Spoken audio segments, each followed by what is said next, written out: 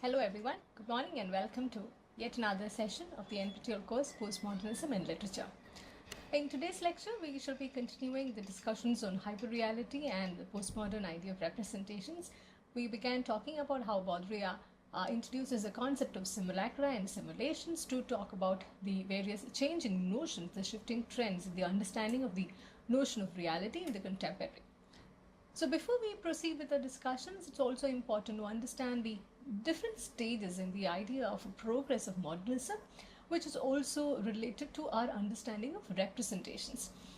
Since postmodernism is also an offshoot of a departure from the various concerns related to modernism, the idea of representation also has a bearing on the way in which it departs significantly from the ways in which representation and reality were framed during the modernist period. And often, especially in the discussion of postmodern art, it becomes rather impossible to draw an exact line which would separate modern art from postmodern art and also postmodern representations from that of the modernist representations. So in order to trace a proper genealogy of these changing nature, the shifting nature of the mode of presentation, it's important to see how there are different stages that we could identify in the history and the genealogy of modernism's progress. Firstly, it's possible to delineate a certain kind of crisis in the representation of reality, and this is also manifested in certain movements such as Cubism, Dadaism, and Surrealism. In the discussions related to modernism, we could even see evidences of these various kinds of crisis in the representation of reality. This also reflects well in the various artistic trends and also in the literary critical movements as well. And secondly, there's a mode of abstraction which also becomes inevitable due to the presentation of the unpresentable. This is also an idea that we had taken a look at in one of the previous sessions, and here we can also see that this is reflected in movements such as constructivism and minimalism, which is also more evident in diverse fields such as architecture. And in the third stage, there is a crisis of representation which is being presented as a non-presentation, which also calls for an absolute abandoning of the aesthetic process. And here we find that here is perhaps the shift from modernism to postmodernism becomes complete, or rather in certain other critical framework, this is also the beginning of postmodern art, where conceptual art, which borders on the ideas of crisis of representation as well as non-representation, being manifested. So in these three stages, which are also predominantly modernist, we can see traces of postmodern art, traces of postmodern representation emerging in varying degrees. And it is in this final stage of abandoning the aesthetic process that we also see various other kinds of crises emerging, including the challenges upon the various notions such as text, author, the emergence of the reader, the various critical reading processes, and also the complete departure, the complete detachment from every conventional form of reading or critiquing art and literature. So in that sense, if we try to locate the real postmodern crisis, it is first of all a dilemma of reproducibility in the age of mass consumerism. This is something that we began to look at when we spoke about Baudrillard, and also in that connection Walter Benjamin's essay. But however, there is also a paradox which is inherent in this particular situation.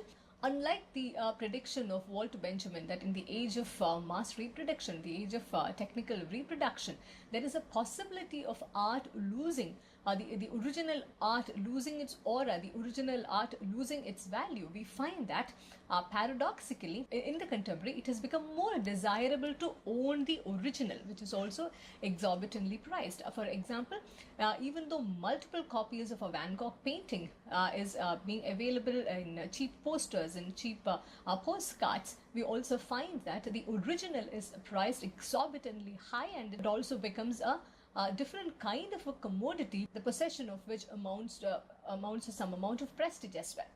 And secondly, as a consequence of this dilemma of reproducibility, we also find that a consumerist aura is being extended to anything with a halo of the relic. Accordingly, we find the souvenirs of yesteryear's ancient manufacture emerging as particular pieces of art, particular covetable artistic relics. And for example, an antique gramophone player is a coveted object of art in the contemporary, particularly because of the halo of relic it's associated with it. And thirdly, We have the idea, the aspect of image consumerism, where the reproduced is taking the place of reality or even replacing it as hyperreality. And this phenomenon of the contemporary was brilliantly theorized by Baudrillard in his text Simulation and Simulacra, which we started taking a look at in the previous session. In these three aspects of the dilemma of reproducibility, the extension of the consumerist aura to anything with a halo of a relic, and also the image consumerism, which reproduces a reality or even negates a reality and substitutes it with hyperreality. In these three aspects, we can locate the real postmodern crisis, as many have pointed out. So accordingly, in continuation with the discussions that we have been having right from Barthes, Foucault, Lyotard and Baudrillard, it is possible to state that the central postmodern problems are related to the problems of 1. Representation, 2. Reproduction, and 3.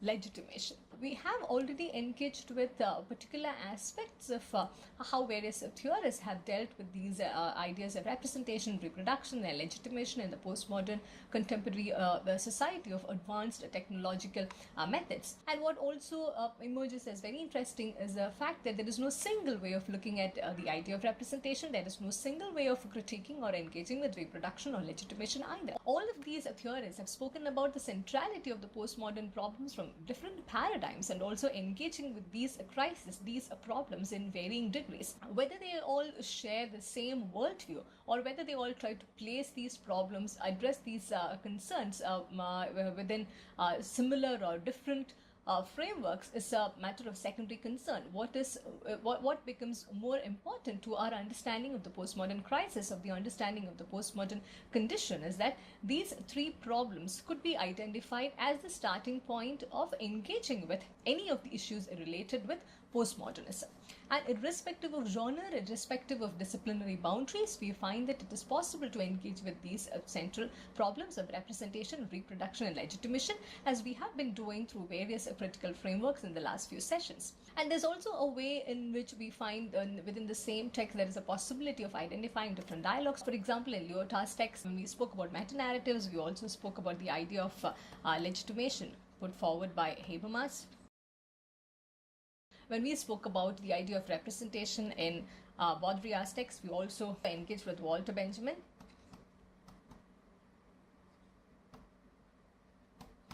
So here we find an ongoing dialogue across disciplines and across these various theorists, even when they are engaging with similar and dissimilar frameworks of discussing these central postmodern problems. So if this is the case, how do we engage with the central problem of the threat of unreal simulated hyperreality?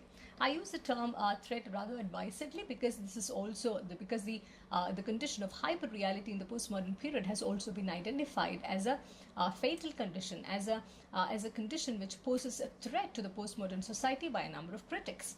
And this condition emerges because there are no rules or categories by which one can judge the experimentally unfamiliar. And this certainly leads to a crisis, because whose power will legitimate what is done as a right way of doing it? And in the contrary, there also emerges a phenomenon by which what is being done itself emerges as the form of its own legitimation. And in this process, if we keep aside the various issues related with legitimation, we also realize that in this process, what gets legitimated are not the objects, but institutions. And here we also find a way in which particular kinds of art installations, particular kinds of images of art being projected, not centrally as objects of art, but as partakers of different institutions and different discourses. And we have been given a framework by Baudrillard to engage with these problems in the contemporary through the ideas of hyperreality, simulation, simulacra. And coming back to a discussion of Baudrillard and simulacrum and hyperreality, it's also important to notice that in the discussion of hyperreality, in identifying the various changing discourses of representation, we can also identify a genealogy of postmodern art. Also recalling a point that we made a while back, the centrality of postmodern problems is also associated with representation, reproduction and legitimation. And here, when we try to delineate, when we try to cull out the genealogy of postmodern art, we also realize that this is possible only with a form of disconnect with the modern theory of art, because after the modern theory of art, with the emergence of postmodern theory of art, with the emergence of the postmodern crisis of representation, legitimation, and reproduction, what we are left with is an end of art, a negation of everything that the modern stood for, everything that various aspects of modernity embraced and endorsed. In that context, to further reiterate and underscore the major points of our discussion, we can also delineate 4 historic phases of representational image science, which would also enable a better understanding of the transition from the modernist idea of representation and art towards a postmodernist negation of art, within which the understanding of hyperreality and within which a new kind of approach towards art also lies. In the first phase, representation was merely a reflection of basic reality, and this is something that we all are familiar with.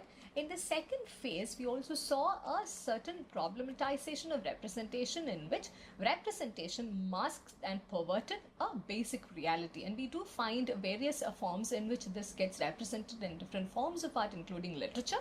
And in the third stage, what was being represented was the absence of a basic reality. It was not important to talk about reality by representing what is real and representing the real situation, but it was also possible to engage with reality by marking an absence of a basic reality.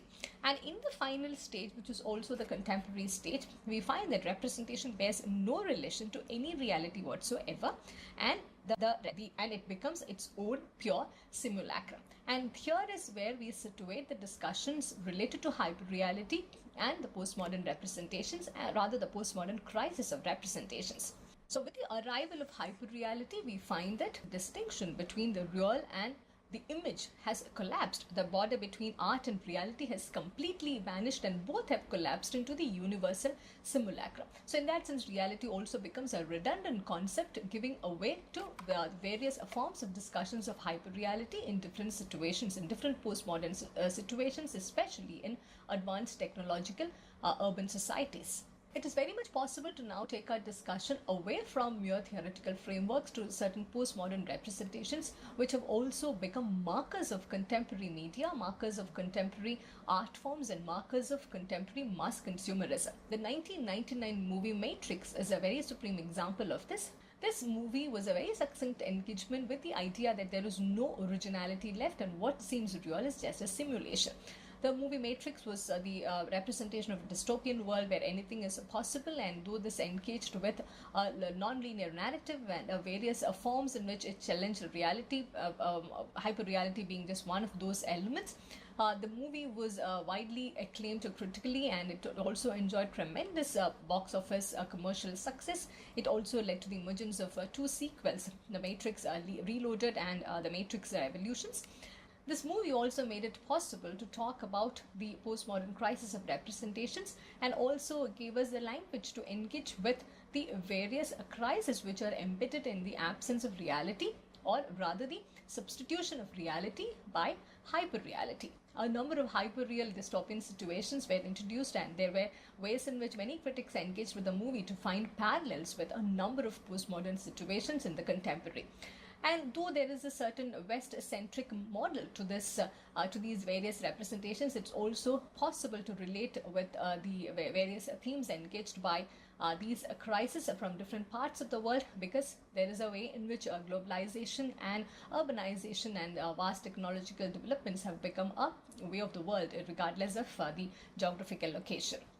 There are certain interesting images in the movie Matrix which allows us to make a comparison with Baudrillard's text Simulacra and Simulation. There is a particularly interesting scene in the beginning of the movie where the one character Neo stashes his illegal software inside a hollowed out copy of Baudrillard's Simulacra and Simulation, and here we are also being told in a very self-reflexive, self-referential, in a very self-reflexive and self-referential way that the movie is engaging with the notions of simulacra, simulation, and hyperreality through its various forms of representation.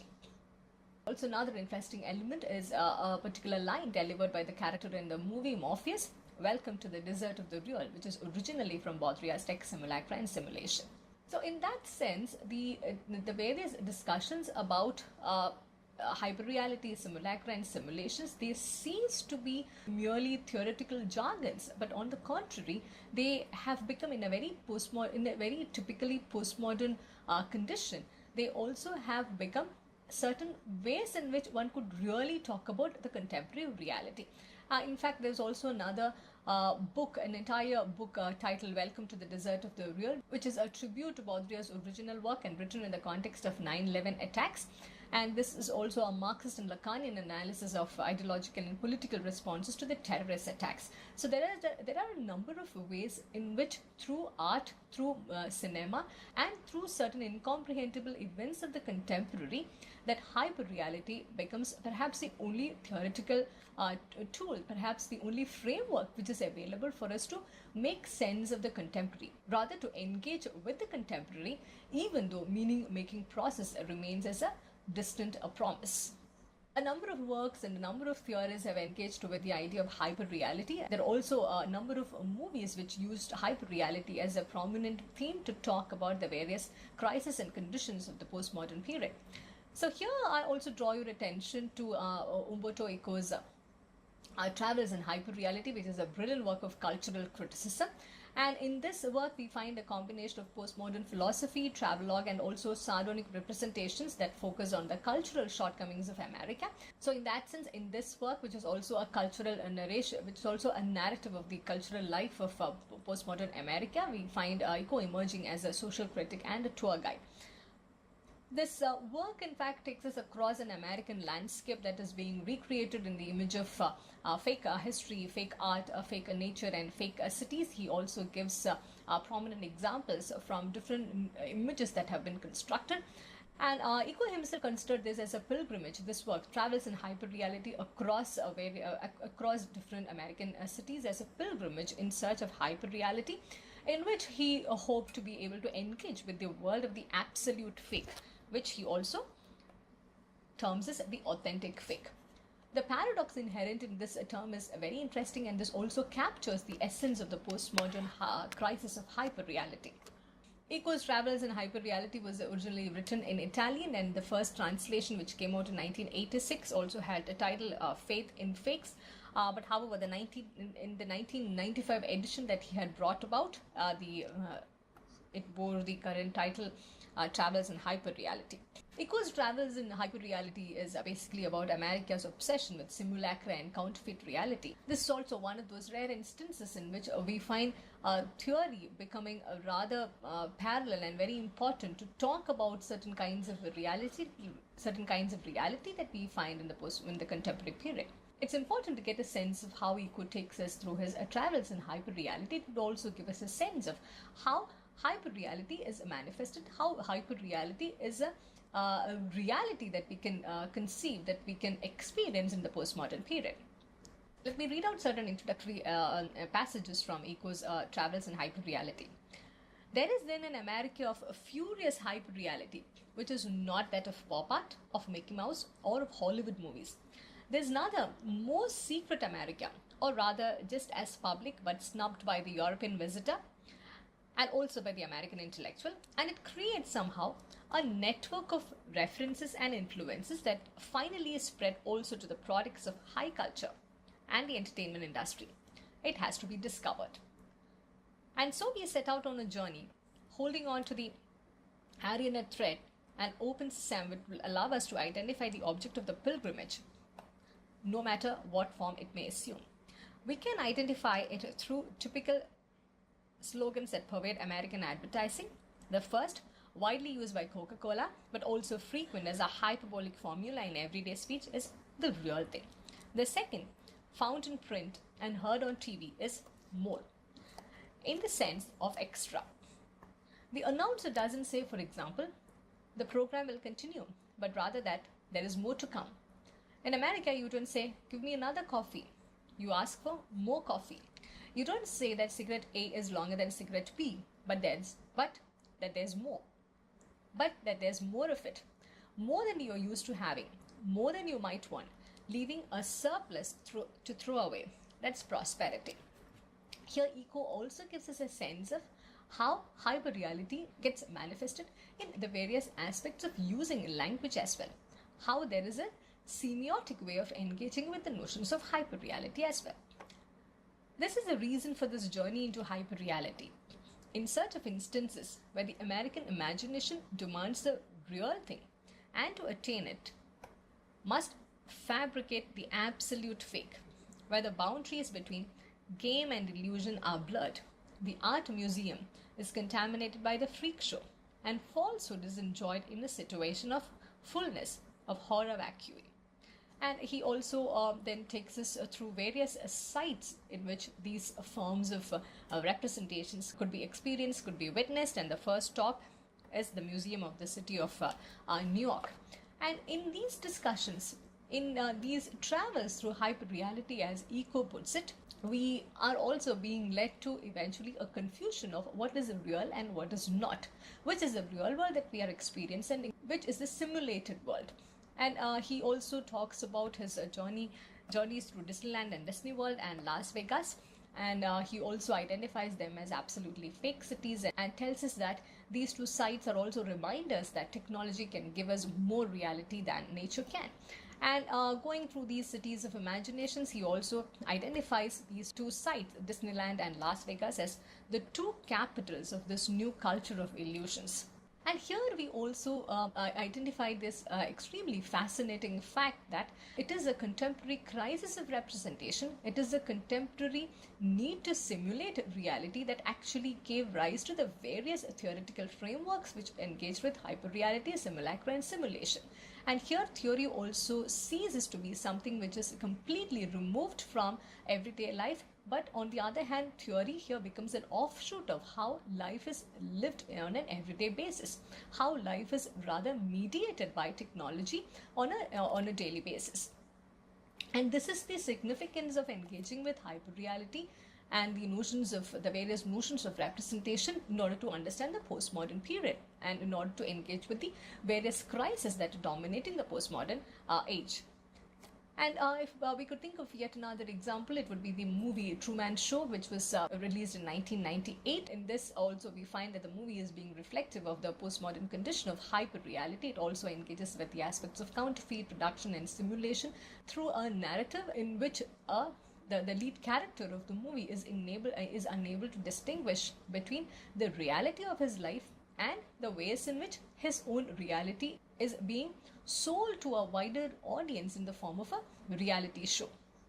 And also there is also a play on words in this title, because in Truman Show, though he is a character unknown to himself, though Truman is the character of a reality show in which he himself is playing the real character, we find that contrary to that, he is the only true man who actually thinks he is living his own life, his own reality, but he is only a part of a reality show. So as complicated the narrative is, this is also a perfect rendition of the postmodern condition of hyperreality, and we shall be coming back to this movie Truman Show, because this is also one of the texts that we shall be engaging with in order to talk about various kinds of postmodernisms at work. There have also been various other kinds of definitions, various other theorists who engaged with postmodernism. Perry Giles, he offers this rather self-explanatory comment on hyperreality. Hyperrealism is often spoken of as something that involves images and is assumed to be more real, where the ability to discern the real from the unreal or image becomes impossible and in many ways insignificant. With computer technology, it has become even more difficult to discern the real from the image, making such distinctions in many more ways meaningless. In fact, here we also find that the idea of hyperreality becomes more of a reality itself to such an extent that even the pursuit of the real, quote unquote, the real, is being increasingly seen as an impossible, insignificant, and a meaningless pursuit. Taking this argument further, Daniel Booston also famously remarked in 1992 that the Grand Canyon has become a disappointing reproduction of the Kodachrome original, of the photographic original. And here he's also drawing attention to how the simulacral process is far too advanced in the postmodern period, in the age of technological advancement. Boston's views are extremely important to us because it also anticipates the later works by Baudrillard on hyperreality. And because in 1961 he had published The Image, a guide to pseudo events in America, in which he engaged with various aspects of American life and also focused on the shifts in American culture due to advertising. So he was even before Baudrillard spoke about hyperreality and simulacra and simulation. He drew attention to how in the American culture advertising had led to a challenge in the idea of reality. And he also defines pseudo events as events or activities that serve little purpose than to be reproduced through advertisements or other forms of publicity. And he also made this comment that image has more dignity than the original in the context of advertisements that were prevalent in the 1960s. And what emerges is extremely interesting is the fact that whether it is Boston's work on American advertisements or Baudrillard's works on hyperreality or Eco's journeys through hyperreality, we find that there's an undercurrent of the consumerist culture which also challenges the ideas of text, the ideas of author, even the ideas of the reader and the critical and the critical practice itself, and how there is a way in which the entire paradigms within which art was conceived, within which art was approached, has undergone a radical shift. This is again not to say that the notions of hyperreality, the theories by Baudrillard and others have been received without any criticism. This has been many have dismissed these notions, these theories, as being intensely pessimistic because it also focuses a lot, it also relies a lot on technological determinism. We shall not be going into the details of those right now. But nevertheless, it's also important to remember that though Baudrillard draws our attention to the notion of hyperreality to such an extent that it also becoming a form of a frightening reality of the contemporary, we can also simultaneously think about various others such as Lyotard, who also saw a possibility of more liberty for the entire social system in a technologically determined world. When we move away from the so-called set ideas of reproduction, legitimation and representation, we are also being invited into, we are also participating in a new world which is not limited by any of these criteria, in which we can think about newer possibilities, we can think about newer narratives and newer forms of worldview. So with that note, we also wind up today's lecture. That's all we have for today's session. Thank you for listening, and we look forward to seeing you in the next session.